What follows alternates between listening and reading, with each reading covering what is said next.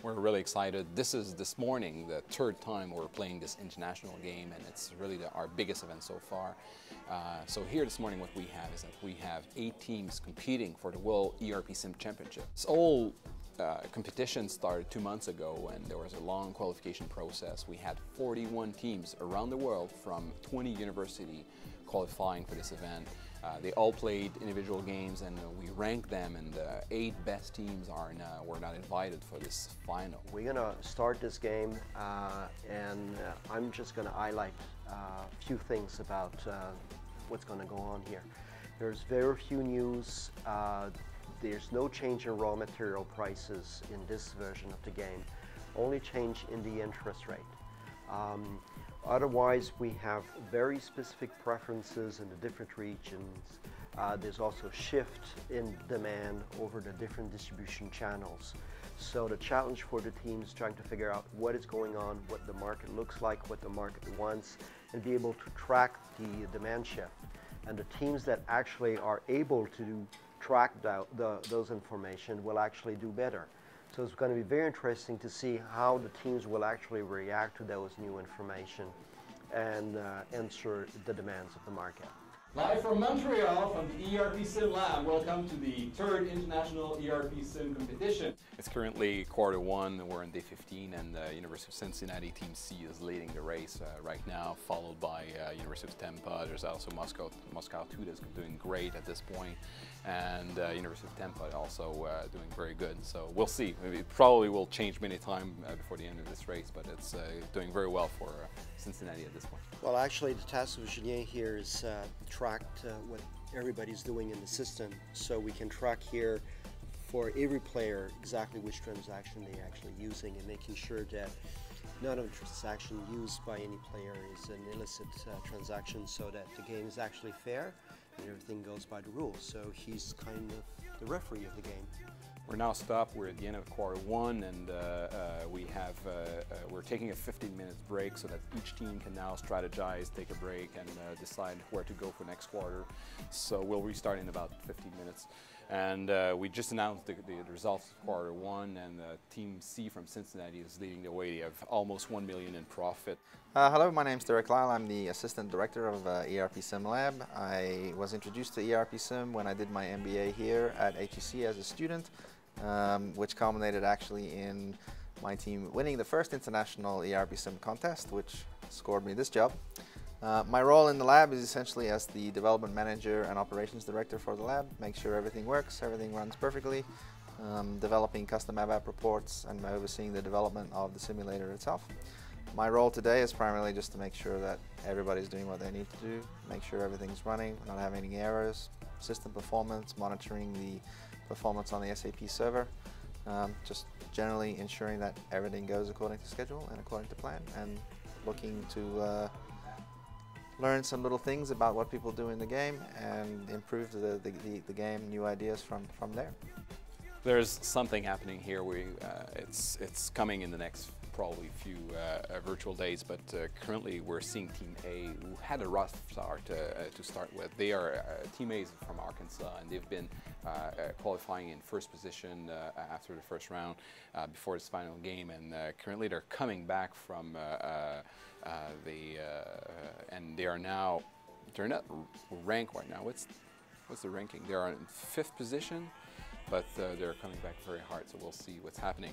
But we just had like a turn of event where our University of Oklahoma is now ranked in 3rd position over the Moscow 2, so we'll see how it goes, but it's really a really good race. So a quick discussion of the team strategies here. We can monitor which products teams are taking to market, for example. So here we see Team A has taken to market multiple versions of mixed fruit and original products with different recipes, even though on the outside the labeling is the same. So we really have a great team this morning here, and for example, Sebastien is in charge of communication, so he's the one behind all our website, all the internet communication we have. For example, this morning he's in charge of Twitter, so he's broadcasting all news from the game on Twitter live. So, right now I'm in charge of all the communication with the team. So I'm using Skype, so if they have a problem with the simulator, they just contact me and I solve the problem. We've just ended the quarter two. We're going to begin quarter three. It's going to be quite exciting. We may have important changes in the ranking of the game as we go along. Team G is selecting a very specific strategy. They're producing only resin mueslis, small boxes. This is the product with the biggest margin. The cost of producing that box is quite small, and the demand is maybe sufficiently high to generate all those demands. Unfortunately for Firm J, they have a huge amount in stock. They have about maybe the equivalent of 20 days of production still in stock. And so they might not be able to sell all those products in the future. What's going to go on in quarter three? The demand will shift from the small boxes in the small stores and shift to the big box in the bigger stores. So if they stick with that strategy, they won't be able to sustain the lead.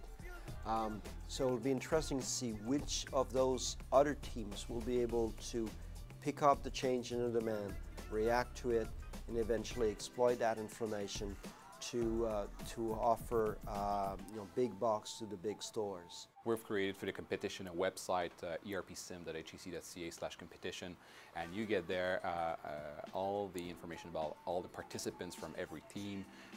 For the participant of this final, it's a great opportunity to showcase their skills in IT.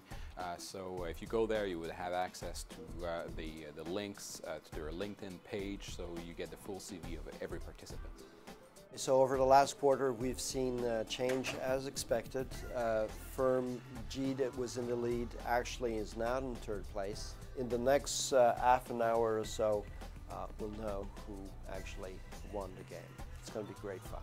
So this graph is actually quite interesting. We see the evolution of profits over time, per quarter and per day, for all the companies. We're in the very last minute of this game. We have 4 teams above 4 million euros in net income, and apparently Team E is going to win this game.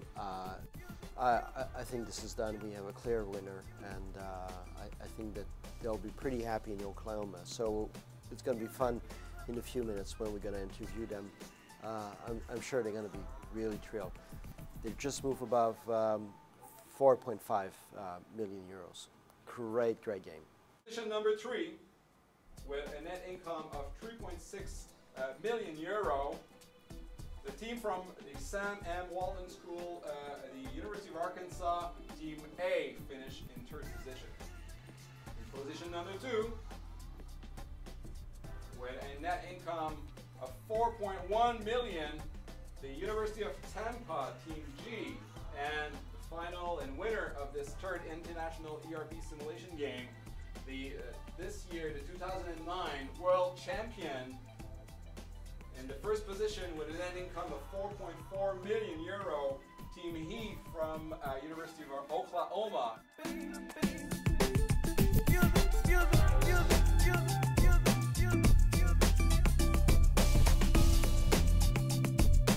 You make